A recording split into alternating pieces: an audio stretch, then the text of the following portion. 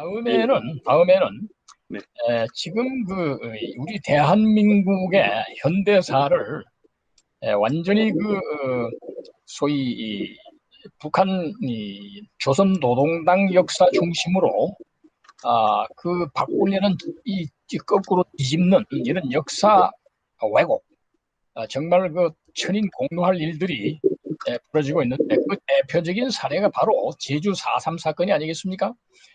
우리 이승학 제주도민연대 사무총장님 정말로 외로운 투쟁을 하고 계시는데 오늘은 당시에 남로당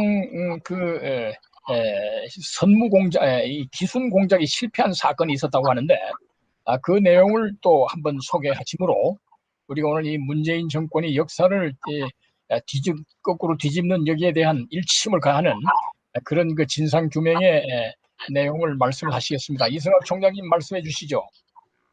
네, 반갑습니다. 저는 제주 4.3 진실규명도민연대 사무총장 이승학입니다. 저 뒤에 보이는 흑백 사진은 제11년대 지휘관 참모들로 작전회의가 끝난 후 기념 촬영한 것입니다. 1948년 5월 연대본부인 제주농업중학교 본관 건물로 뒷면에 검은 천막들이 보입니다. 왼쪽부터 최갑중 대위, 임부택 대위, 박진경 제11연대장, 김종면 중령, 백선징 소령들이 보입니다. 오늘의 주제는 남로당 반란군 귀순 공작이 실패와 연대장 교체입니다.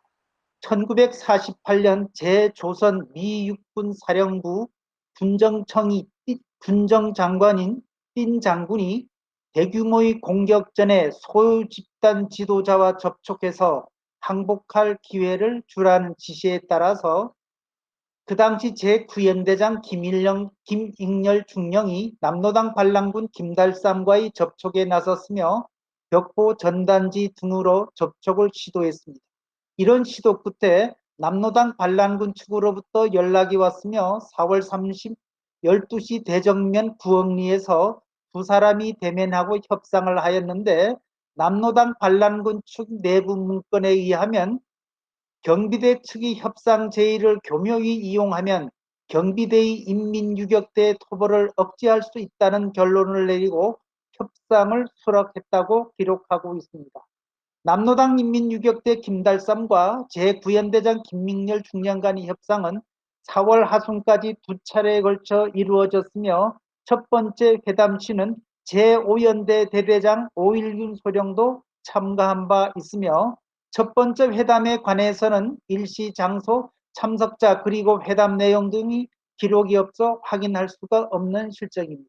당시 구연대 소대장을 했던 645기 김교준 예비역 대령은 어느 날 밤 제주에서 모슬포 쪽으로 나오는 곳이 초가집에서 김익렬 연대장과 김달삼 단둘이서 회담을 했는데 내가 이쪽 보초를 섰고 저쪽도 일명이 보초를 섰다. 무슨 말을 했는지 내용도 모른다. 내가 연대장에게 상대방이 누구냐고 물으니 김달삼이라고 증언을 했습니다.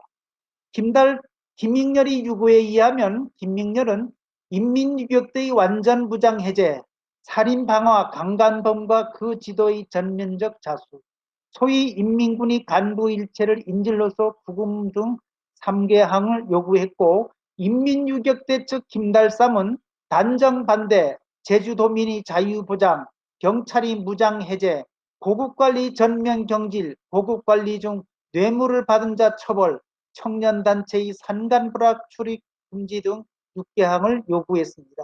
이런 요구사항에 대하여 김민열이 제시한 경비대 측이 3개 요구사항은 대체로 합의를 보았으나 김달삼이 제시한 인민유격대 측의 요구사항에 대해 김민열은 권항받기란 이유로 합의를 하지 못하고 다만 집으로 돌아갈 수 있는 시간과 구호를 알려주고 경비대 관련 이외의 사항은 행정관리들에게 잘 주선해 줄 것을 약속하였습니다.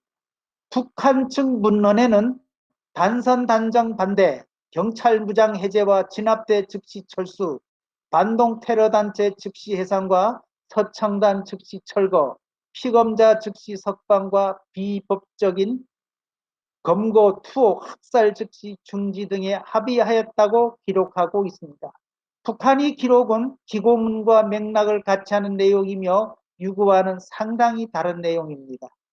기순 협상을 마치고 복귀한 김명렬은 협상 결과를 미군 측에 보고했는데 미 군정은 김명렬이 가져온 협상 결과를 받아들이지 않았습니다. 미 군정은 단선 단종 중지, 경찰이 무장 해제, 고급관리 전면 경질, 진압대와 처청 등을 철수시키라는 인민주격대 측의 요구사항을 받아들일 수가 없었던 것입니다. 5월 5일 12시 제주도 미 군정청 회의실에서는 딘 군정장관, 안재홍 민정장관, 조병옥 경무부장, 송우성 경비대 사령관, 제주도에서 제50 군정중대장 겸 제주도 군정관 맨스필드 중령, 제주도지사 유해진, 경비대 제9연대장 김일렬 중령, 제주감찰청장 최천 등이 참석한 가운데 제주도 사태를 해결을 위한 대책회의가 있었습니다. 그런데 회의 도중 제9연대장 김민열과 경무부장 조병옥이 인신공격적 발언을 놓고 멱살을 잡고 몸싸움을 함으로써 회의가 난장판이 되는데 경호 헌병들이 겨우 싸움을 말렸습니다. 화가 난 딘 군정장관은 폐해 선언을 하고 서울로 돌아갔습니다. 이날 밤 통일부 야간 회의에서는 제주도 병력 증파 문제와 제9연대장 교체 문의가 논의 끝에 결정되었습니다. 증파 부대로는 5월 1일부로 갓 창설된 제11연대가 결정되었고 제9연대장으로는 박진경 중령이 선발되었습니다. 제11연대는 연대장이 아직 미정이었고 제1대대는 5연대에서 제주도에 증파되어 있는 5.1군 대대이고 2대대 및 3대대는 여러 부대에서 차출된 병력으로 2대대장만 보직되었고 3대대장은 아직 미정이었습니다. 11년대 2개 대대에게는 5월 6일부 제주도로 이동하라는 명령이 떨어졌습니다. 한편 제9연대장으로 명령받은 박진경 중령은 5월 6일 아침 항공편으로 제주도에 내려가서 김민열 중령과 교대하였고 동일부로 제9연대 1대대장에 임명된 임부택 대위를 공석 중인 연대 작전과장 임무를 수행토록 했습니다. 그런데 이상한 군이 인사이동 내용이 군에 침투한 뿌락치에 의해 즉시 남로당 중앙당에 알려졌고 남로당은 당일로 지도원 오르구를 제주도에 보내는 등 민감하게 반응하였습니다. 제9연대는 연대본부가 제주부로 이동하여 11연대에 합류된 뒤에는 1대대만이 모슬포에 주둔하면서 1중대장 이세호 중위가 대대 선임장교로서 대대장이 보임할 때까지 지휘하고 있었습니다.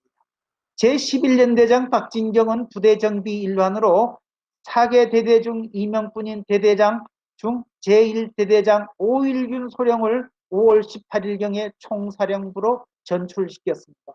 이에 대하여 남로당 인민유격대 문건에는 5.1군 소령은 1948년 5월 17일경 인민유격대 소총 4정, 애만총 2정, 카빈총 2정과 7탄 2243발을 공급했습니다.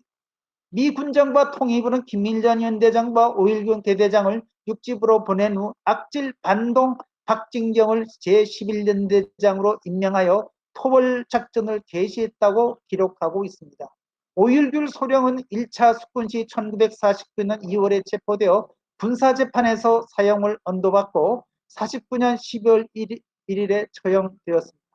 제11연대장 박진경 중령은 대대장 요원 3명이 보충되자 5월 24일부터 서종철 대위를 5.1군 수령 후임으로 제1대대장에, 김용주 대위를 공석 중인 3대대장에, 고근롱 대위를 공석 중인 제9연대 1대대장에 보직하였습니다. 또 경비대 총사령부는 연대 참여로 3명이 중기관 장교도 파견되었습니다. 김종평 중령, 이 사람은 후일 남로당 뿌락치 5.1군 소령을 체포하여 헌병대에 인계합니다. 정복과장의 백선진 소령, 군수과장의 최갑중 대위, 이들 3명이 중기원 장교들은 자문요원으로 박진경 연대장이 6월 18일 암살당하자 모두 제주도를 떠나게 됩니다. 이상 말씀드렸습니다. 감사합니다. 감사합니다. 우리 이승학 총장님, 당시에 그 남로당 그 무리들이 대한민국 정규군을 멱살을 잡고 뒤흔드는 그런 역사 아닙니까? 요즘 이 남로당을 그 기순을 설득 작업을 했다는 자체가 그 작전에 말려들었던 거 아니에요? 어떻게 보십니까, 이승학 총장님? 맞습니다. 오늘날 이 문재인과 민주당, 이 소위 주사파, 과거에 학생운동을 통해서 주사파에 물든 무리들이 이 전향 선언도 없이 국회의원도 하고 장관도 하고 이런 나라가 돼버렸는데, 저들의 무서운 배경에, 이념 배경에는 이런 남로당과 같은 무서운 그런 이념이 도사리고 있다는 걸 생각할 때 우리 자유민주 국민들이 정말 오골이 송연하고 소름이 끼치는 그런 상황이라고 보여집니다. 우리 이승학 총장님, 역사 규명에 너무 수고 많으십니다.